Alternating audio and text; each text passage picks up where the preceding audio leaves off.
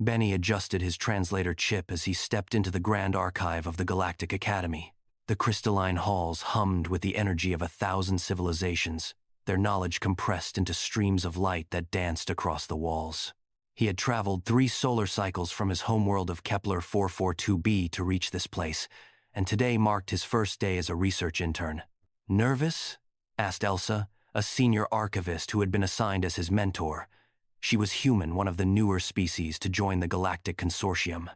Her species had only achieved faster-than-light travel 2 generations ago. Yet here she stood, commanding one of the most prestigious positions in the Academy. Benny's antennae twitched with uncertainty.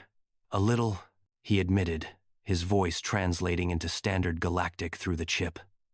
"My people have been part of the consortium for 12,000 years, but I've never actually met a human before." Elsa smiled warmly. "Well, you're meeting one now. Come on, I'll show you the database systems." Today's orientation covers the Apex Species Classification Protocol. They walked through corridors lined with holographic displays showing the rise and fall of countless civilizations. Benny had studied some of this in his preliminary courses: the Vortan Empire that had ruled for 50 millennia, the crystalline collective that could manipulate matter at the quantum level, the hive mind of Arcturus that spanned 17 star systems. Elsa led him to a private terminal in a small observation chamber. The view outside showed the swirling nebula that housed the Academy, a pocket of space-time carved out specifically for neutral ground between all species. "The Apex Species Rankings," Elsa explained, pulling up a holographic interface, "are compiled every century by the Academy's Council. They measure a species' threat level, technological capability, adaptive potential, and survival probability across multiple scenarios." Benny nodded. He had heard of the rankings, though his professors had always glossed over the details. The rankings were supposedly confidential, meant only for Academy researchers and consortium security officials. "Go ahead," Elsa said, gesturing to the terminal. "Input your credentials. You have level 3 clearance now. Might as well see what all the fuss is about." Benny's 3-fingered hands trembled slightly as he activated the interface. The holographic display expanded, showing a list that stretched far beyond what his eyes could immediately process. Thousands of species, each with detailed metrics and projections.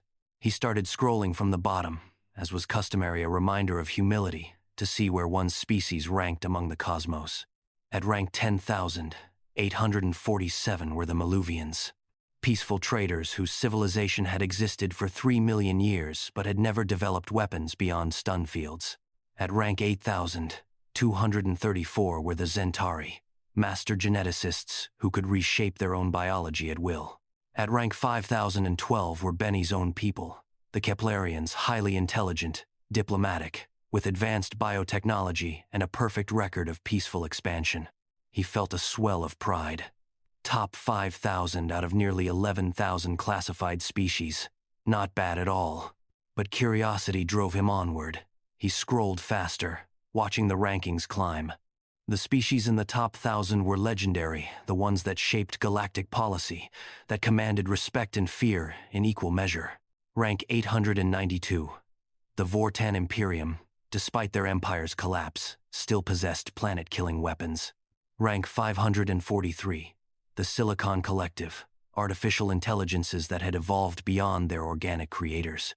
Rank 287, the psionic ascendants of Rigel, who could manipulate reality with thought alone. Benny's breathing quickened. These were the titans of the galaxy, species that had survived extinction events, conquered worlds, or transcended physical limitations. Rank 100, the Eternal Watchers, beings of pure energy who had existed since the previous universe's collapse.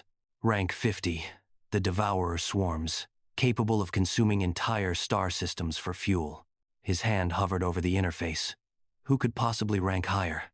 Rank 25, the Architects, the mysterious species that had built the hyperlane network connecting all known space.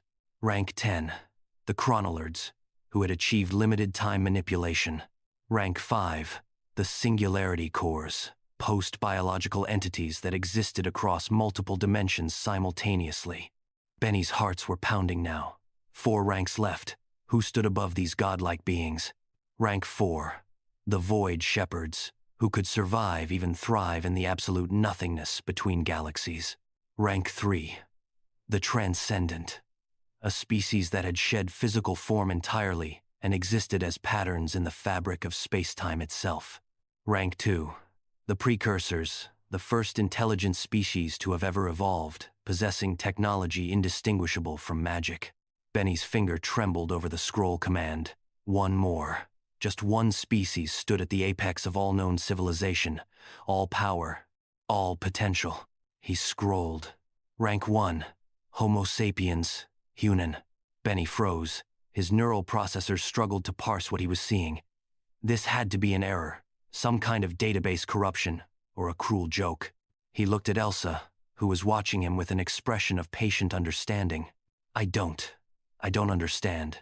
Benny stammered. Your species, humans, you just got here. You have no psionic abilities. You can't manipulate time. You haven't even achieved post-biological transcendence. This must be wrong. Elsa leaned against the console, her expression neutral. Read the assessment criteria. With shaking hands, Benny expanded the entry. His eyes scanned the text. Threat classification, Omega class.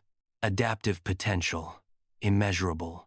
Survival probability, 99.97% across all extinction scenarios. Primary danger, weaponized persistence, pattern recognition, and emotional volatility. Notes: humans are the only known species to have survived. Planetary nuclear war. Multiple pandemic-level extinction events. Climate collapse. And near total resource depletion, all before achieving spaceflight. They possess no specialized biological advantages, yet consistently outcompete species with superior physical and mental capabilities through unpredictable tactical innovation and absolute refusal to accept defeat. Special advisory. Humans form deep emotional bonds that override survival instinct. They will endure impossible odds for abstract concepts like honor or love. They are capable of both profound compassion and genocidal violence, often within the same individual. They have killed billions of their own kind over ideas, yet will risk extinction to save a single child. Conclusion: humanity does not have the most advanced technology, the longest lifespan, or the greatest psychic power. But they have never encountered a problem they did not eventually solve, or an enemy they did not eventually overcome. Given sufficient time, humans will adapt to any environment, weaponize any discovery, and survive any threat. There is no scenario in which humanity does not eventually become the dominant force. Recommendation: maintain diplomatic relations, never underestimate, never threaten their young. Benny looked up at Elsa, his perception of reality fundamentally shattered. She smiled gently. Welcome to the Academy, Benny. Let's get started with your training. Outside the window, the nebula swirled in colors unknown to human eyes, a reminder that the universe was far stranger and more terrifying than any database could fully capture. And somewhere in that infinite darkness, humanity continued its relentless expansion into the stars. The end.